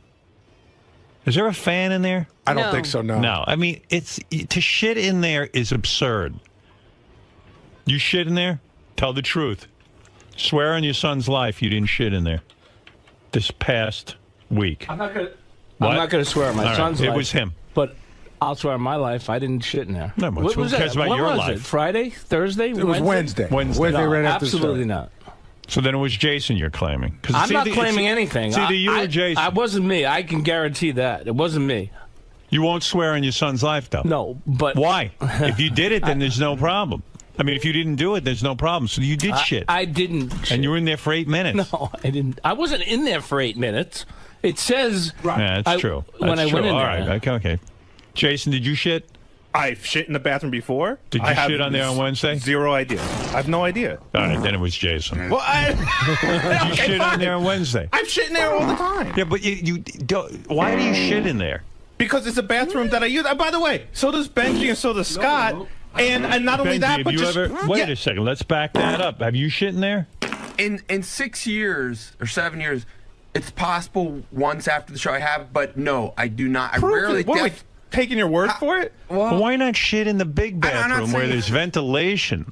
I mean, there's no ventilation in that little Well, I room. will tell you several. First of all, there's no way I shit in 2 minutes or 3 minutes. Okay, I know what it takes when I shit, and it's no 2-minute operation. Right. So if that's the time frame, So you're saying it's Scott. It's either you, Benji, or Scott. here's the deal. It couldn't have been Benji. Anybody It in couldn't this have been Benji. Anybody. Benji, because this thing tells you to the second. So really, Benji, I came in 1 minute and 40 seconds after Benji. Anybody who could sit here and claim that they know when they took a shit on Wednesday, whether here or I would anyplace know. else, If is I took a crazy. shit here, I'd know exactly You know when I did. Where did you shit on Wednesday? How many times did you shit on Wednesday?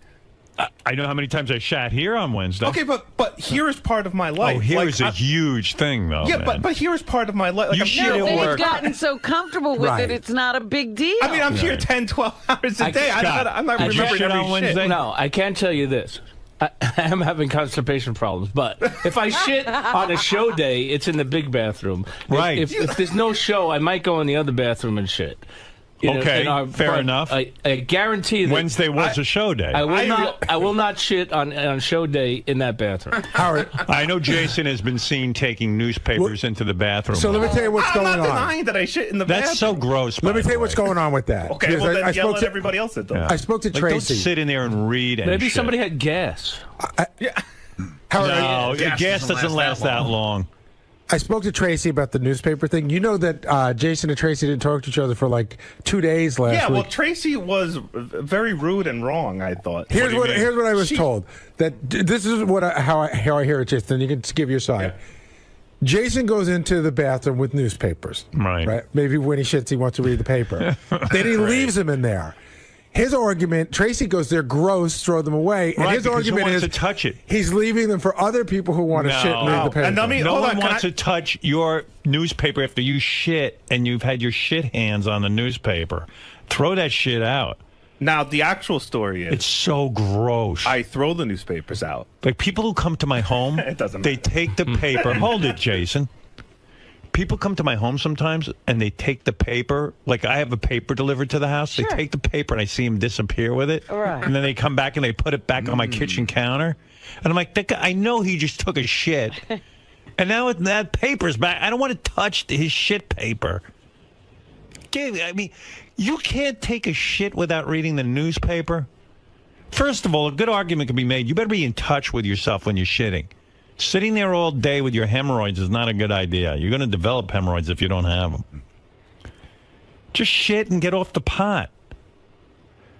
When I take a dump, I don't go until I absolutely have to go. I'm in and out of there in under a minute.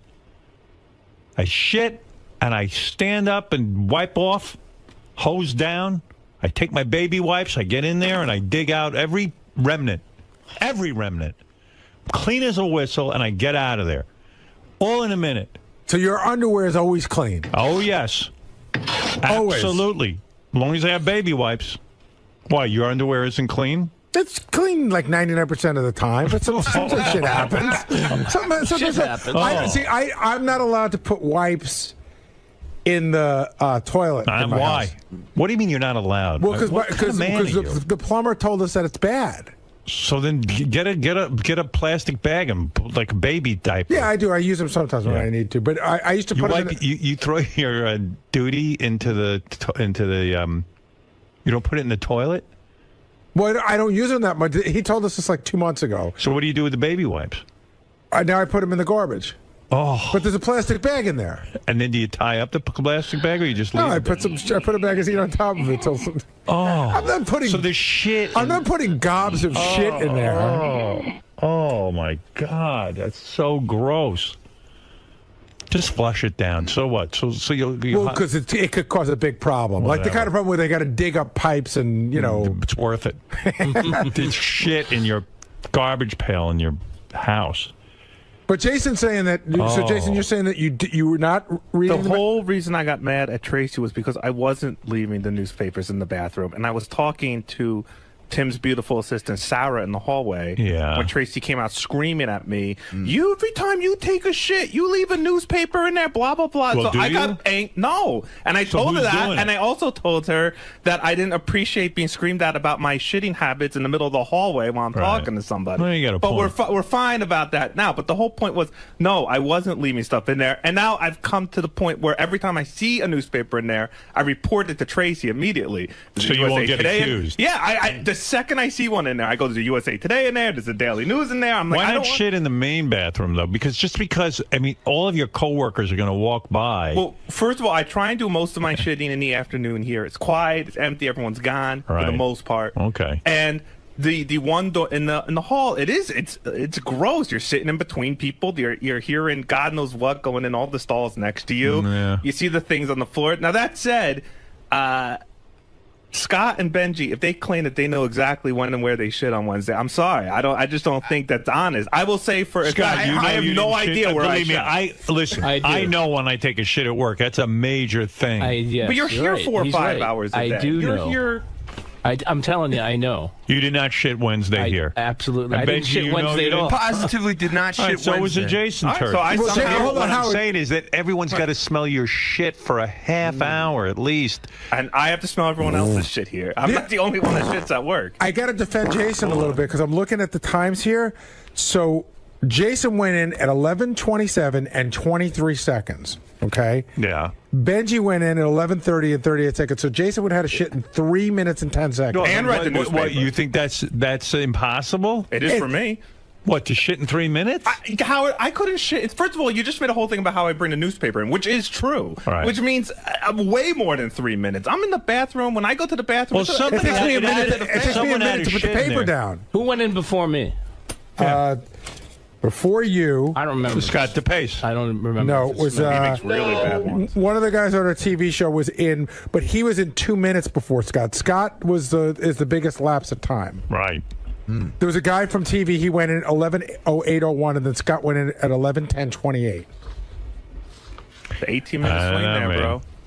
I mean, you guys lay a bomb in there. It lasts for a half hour. It was bad because I smelled it when I came out. Benji, you smelled it, right? Do you guys courtesy flush? Does everyone know how Oh, to yeah. do Yes, yes. Oh, my God. I hit the button before the crap's all the way out of my ass. that? Right. Because I'm scared of the I'm not just scared of the. I'm not just scared of the smell. I'm scared of those toilets don't have a lot of water in them. Right. And Yeah, you listen, don't want to I clog. shit big. Yeah, I don't want to clog. I don't want to shit on top of shit where the shit just sits in the bowl and then you shit on top of it. Your conversation, man.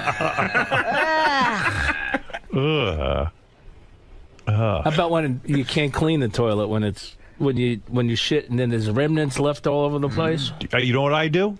I roll up toilet paper Yeah, and I get in there and I clean it. That's what you do. That's Or right. flush You it wipe it 1,000 down. times. That's what you do now that Howard said to do No, because no, somebody no, was no, leaving no. it in there. You know what else I do? No, I would never do that. My lovely wife pointed this out to me. I never realized I did this, but I leave ass sweat on the seat. Okay. And so now every time I shit, I now at home and at work and anywhere, I take a paper towel and I run it across. I'm and going done. in with the Lysol every It's time. time now. for you to lose some weight. Yeah, I know. Yeah, really. I mean, seriously, with ass sweat. I know. Man. That's vile. Hey, Howard, even though that's your private bathroom and you're the only one who uses it, do you still paper when you put down, or you just trust that it's yours? No, it's mine. Because I'm down to like double paper now in that bathroom. Yeah, I don't blame you. But I think you guys, seriously, like I don't go in there, but people do walk by, and Robin uses it. I think you should shit in the main place and just use that for peeing. You know, I'm down with that. That's what I think. If everyone else subscribes to that rule, I'm down with it. Here, Howard TV complains that they can smell Jason's bowel movements for 10 minutes after he uses the bathroom. Like it wafts into the Howard TV room. Yeah, that's a funny joke to put up, but I don't shit during the show. I mean, I just don't have time for it. I'm Guys. telling you, it's a whole thing. But they're there after the show. Maybe that's what they're saying. After the show, that might be true. Right. 10 minutes. Yeah, listen, Howard TV could do a special on it. It's vile. So it's my only quiet thing. All right, just thought I would bring that all up. Scott, What? between your quest to bowl, Yes. your block party woes, and now this recent bathroom investigation, Yes. you've been taking a lot of shit lately, quite literally. Yeah. I don't know if I like the way you put that. No one's happy. I didn't say you took the shit. I said you're taking a lot of it. Yes, I have been. Yes.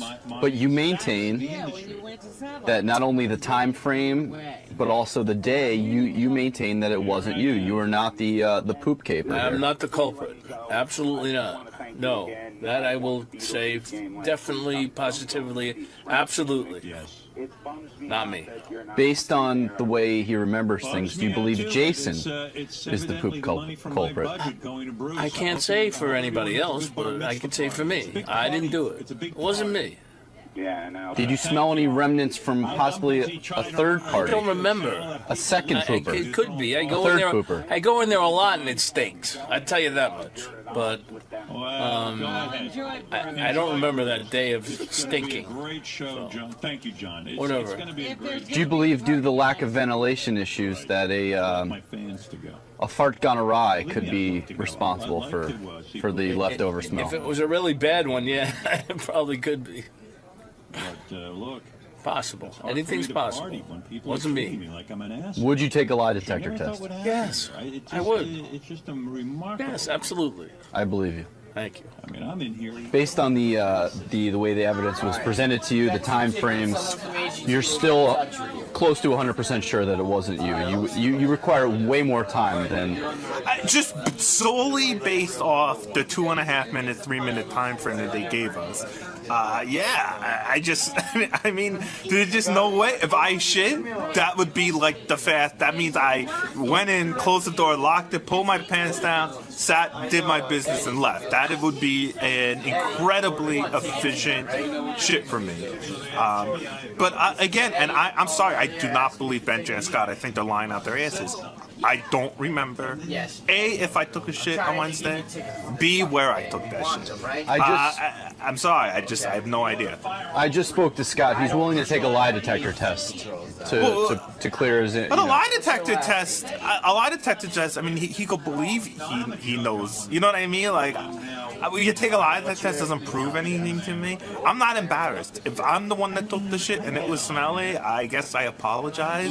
I'm just saying, based off the evidence, I'm sitting here admitting to the world that my shits take longer than 3 minutes, which is embarrassing. So this isn't working in my favor, other than to say, if it was me in that 3 minute time period, that was incredibly fast. That said, fucking. I always subscribe to the one who 𝗦𝗵cie𝘄𝗿𝗱, and how Benji is just because he's the first person that went to Gary and said something. How that puts him in the clear is beyond me. I know, because it also speaks to the whoever denied it supplied it clause. That I mean, these are things that have been known for years. It is known. It is known. And it has always been known. And Benji is the biggest breaker of all guy rules ever. And so, you know, it would make sense to me that he went in, stunk up the place, and then told Gary. I don't know why he gets a pass just because he's the one that brought it up. It doesn't make any sense to me. This smelly crime reeks of Bronx right now. It reeks. It reeks. It definitely reeks, Greg. But if it was me, I apologize, I guess, for taking a shit at work in the bathroom. And I will walk around with a box of matches from now on. Therefore, nobody could ever accuse it of being me. I truly don't believe it's you, just because you're so forthcoming about it. Yeah, again, I'm not embarrassed by it. If it was me, if I knew I'd left the fucking, I would come in there and be like, yeah, sorry about that. That was a bad one. You know, but he doesn't have. I'm trying to be honest. My honest answer is I don't remember when and if I took a shit on Wednesday. Right, but as the best-selling novel, shall we say, says, everybody poops. Everybody poops. Nothing to be ashamed of. Nothing to be ashamed of. Just keep it clean. Keep it smelling good if you can. And more importantly, don't rat on other guys' shits. Jesus Christ. Now that I know we're doing... People think I'm a weasel. Now that I know that we're ratting out shits, a whole bunch of people are going down around here. You have no idea what goes on in our bathroom. It's craziness. Benny, right over your shoulder is the scene of the alleged crime. You still... I thought you were... the toilet, Yeah. You still maintain you had nothing to do with the number 2. No, I always get the numbers confused. 2 is poop. Yeah. No, it's not... First of all, yeah, it is a courtesy not to do 2 back there, but also, I wouldn't be comfortable doing 2 back there, because, like, I always feel like, someone else is waiting to go in, and so there's only been a few times over the years I've defecated here, and that's been over there just because it's more, to me, it's more relaxing. You can take your time. I walked in there and I was hit with it, and I went ahead and peed because I was like, oh fuck, I gotta pee, I'm already in here. No, I did not. I can definitively say I did not do that on what they're talking about. So, based on the information given today, who do you believe the number 1 culprit is? You know, well, the only one who said he's not sure if he did it was Jason. So I'd say, and Jason says he does regularly do in there. So I would guess it was Jason. But if he says he didn't, I would, I don't know. I don't have enough evidence. I haven't studied this kind of field. So I don't know. Plus 3 minutes for Jason? That's tough. Maybe, I don't know. I don't know. Truly a mystery. It's not one of the world's greatest mysteries, but, if you have the top billion mysteries, it's a mystery. Well, around an office, it's a workplace. It's a very, very interesting mystery. It is a mystery. I think it would be fun, though, to do, I would love if we could, I don't know how we could do that, I don't know. That would be a tough one to... I mean, you'd almost have to swab, the... But it would have to be immediately after, and there's even sometimes people go in and they get in between people, so I don't know. We should, it would be fun. We could maybe get some real cops. That's what I mean. Yeah, some forensics. Yeah, get some real cops. Do actual get some real New York City cops and do a real interrogation about it and see if we can really solve it. That would be fun. Could be the start of some sort of web series too. Like just a total thing every time, like a CSI, who shit kind of thing. Feces forensics. Yeah, we got it. All right.